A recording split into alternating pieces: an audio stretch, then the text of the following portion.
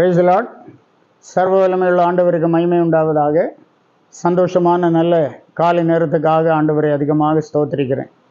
நம்முடைய தேவனாகிய கர்த்தர் நேற்றும் இன்றும் என்றும் மாறாதவராக இருக்கிறார். அவர் வல்லமையுள்ள கர்த்தராக இருக்கிறார்.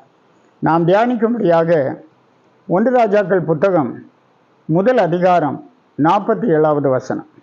ராஜாவின் ஊழியக்காரரும் தாவீது ராஜாவாகிய நம்முடைய ஆண்டவனை வாழ்த்துதல் செய்ய வந்து, தேவன் சாலமோனின் நாமத்தை உம்முடைய நாமத்தை பார்க்கலும் பிரபலப்படுத்தி அவருடைய சிங்காசனத்தை உம்முடைய சிங்காசனத்தை பார்க்கலும் பெரிதாக்குவாராக என்றார்கள். ராஜா தம்முடைய கட்டிலின் மேல் குனிந்து பணிந்து கொண்டார். சாலமோன் ராஜாவாக்க வேண்டும் என்று ஆக்கப்பட வேண்டும் என்று பத்சேபாள் தாவீது ராஜாவிடத்தில் வந்து பேசுகிறத பார்க்க, அவ்விதமாக தாவீது ராஜாவினால் சாலமோன் ராஜாவாக்கப்படுகிறார். அப்போது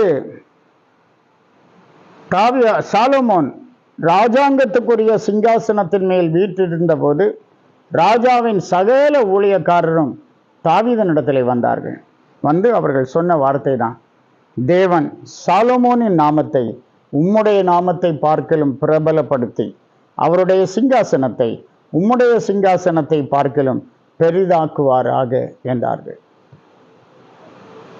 ஆம், உம்முடைய நாமத்தை பார்க்கலும் உம்முடைய சிங்காசனத்தை பார்க்கலும் சாலமோனுடைய நாமமும் சாலமோனுடைய சிங்காசனமும் பிரபலமாவதாக பெரிதாகுவதாக என்று சொல்லி வாழ்த்தினதை நாம் பார்க்கிறோம். ஆம், தேவனாகிய கர்த்தர் நம்மை பிரபலமாக்குகிற தேவன், அவருடைய ஜனத்தை பிரபலமாக்குகிற தேவன். இஸ்ரவேல் என்னும் ராஜ்யத்தை ஆண்டவர் யூதர்களுக்கு கொடுத்தார். இன்றைக்கு உலகெங்கிலும் அவர்களை பிரபலமாக வைத்திருக்கிறார்.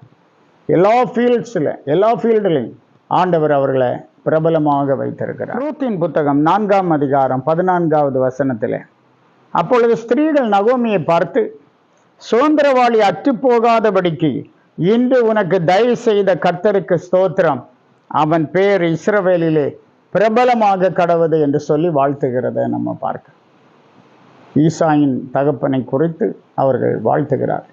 ரூத்தின் குமாரனை குறித்து வாழ்த்துகிறத நாம் பார்க்கிறோம். ஆம், தேவனாகிய கர்த்தர் எவ்வளவோ பெரியவராக இருக்கிறார், நல்லவராக இருக்கிறார்.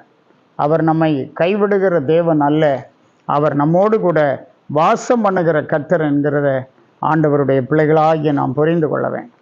அவர் பாருங்க, நம்முடைய பெயரை பிரபலமாக்குகிற தேவனாய் இருக்கிறார். போவாஸ் ஓபேதை பெற்றான், ஓபேத் ஈசாயை பெற்றான், ஈசாய் தாவீதை பெற்றான், இயேசு தாவீதின் சந்ததியில் பிறந்தார் என்று பார்க்க. அவ்வளோ விசேஷமாய் அவ்வளோ பிரபலமானவனாய் அந்த ஓபேத் காணப்பட்டார் என்று பார்க்கிறோம்.